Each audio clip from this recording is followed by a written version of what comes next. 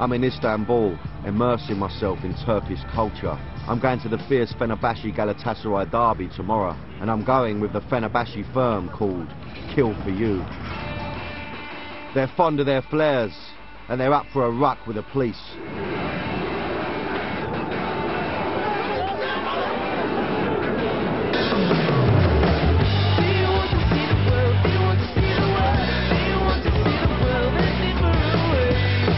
I'm on my way to meet them, to see if they'll tell me more about the rivalry and the way things are done in Turkey. Two of their firm have agreed to meet me at a secret location. These guys are part of a highly organised and closed group. Telefonumu kapıyorum.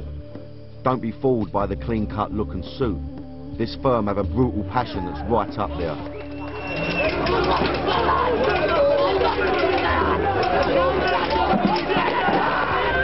This is the first time that any of these guys have spoken to the media. We began by talking about their enemies, Galatasaray. Of course we hate Galatasaray. But I'm gonna talk personally. My love for Fenerbahce is much stronger than my hate for Galatasaray. But of course we hate Galatasaray. Is one of the biggest derbies in the world, my opinion, and they're our biggest rival. The rivalry is so strong. Even their friends who support Galatasaray become targets on derby day. Well, 10 years ago I had friends from my university, and we were, you know, good friends. They were Galatasaray fans, and I could see them perfectly because they would split the stadium into two halves, and I could just see them perfectly, my friends, and I lit a, you know, one of those flares, and I threw it exactly on my friends. You know.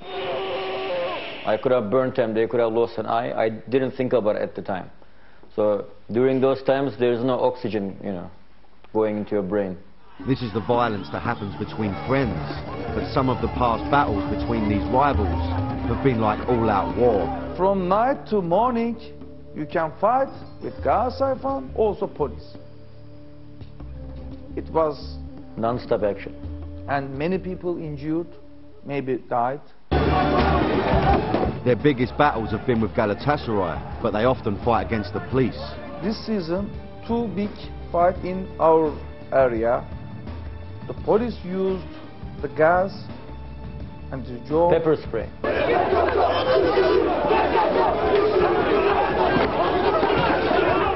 If you're gonna go to away game, then the police, yeah, 90% you might get a stick or pepper spray.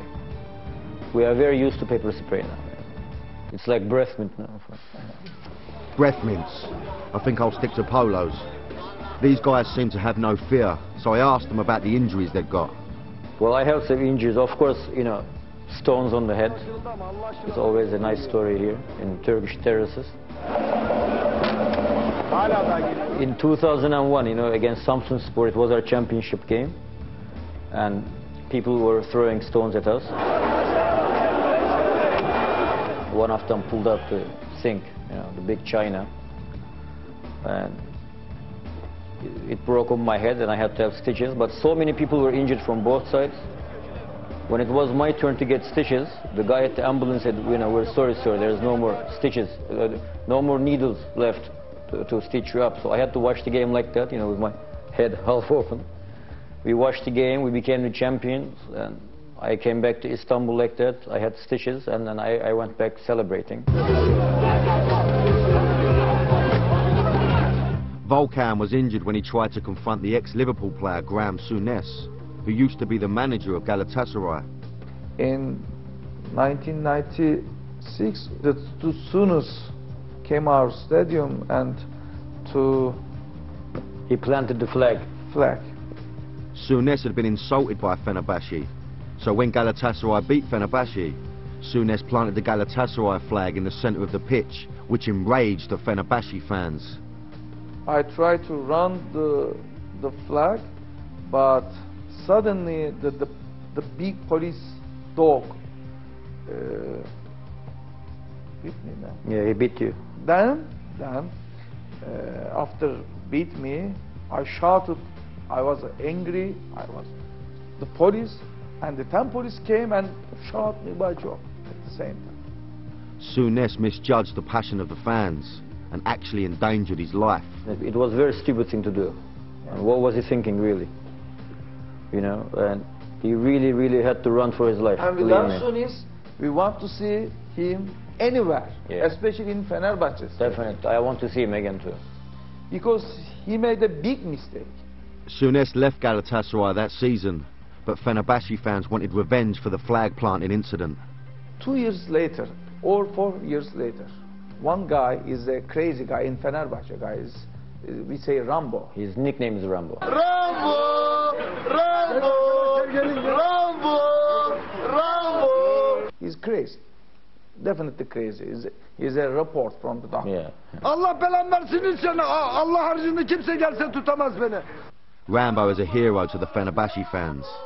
Like them, he found Souness's actions hard to take. So on the eve of their opening game of the season, he broke into Galatasaray's stadium.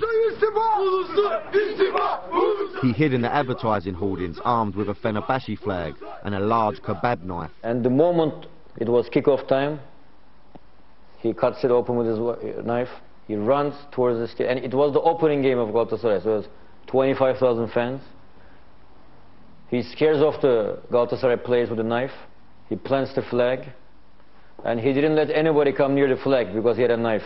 Rambo shows how the Turkish passion for football can be all-consuming. Ona göre sesleniyorum yani tüm Fenerbahçe düşmanı olan kişiler sesleniyorum akıllarına başlarına devşirsinler. Akıllı olsunlar, mermi manyağı yaparım, başka da bir şey yapmam yani. Aramızda kıran Fenerbahçe. You don't want to mix some of the most passionate fans in world football with knives. It's not a good idea.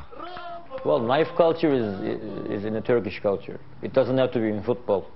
Two guys can fight over anything, and sometimes, you know, knives start talking.